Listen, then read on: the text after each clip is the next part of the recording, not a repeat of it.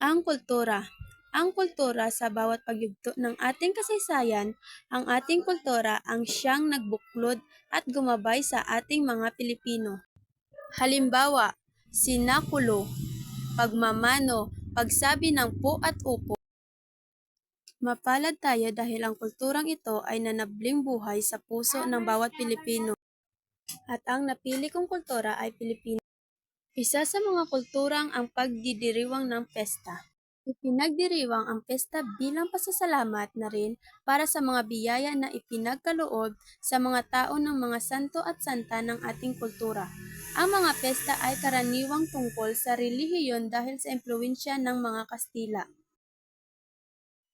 Una, ang sinakulo. Ang sinakulo ay isang pagsasadula ng mga Katolikong Kristiyano tungkol sa buhay, pagpapasakit, kamatayan at muling pagkabuhay ng Panginoong Hesukristo.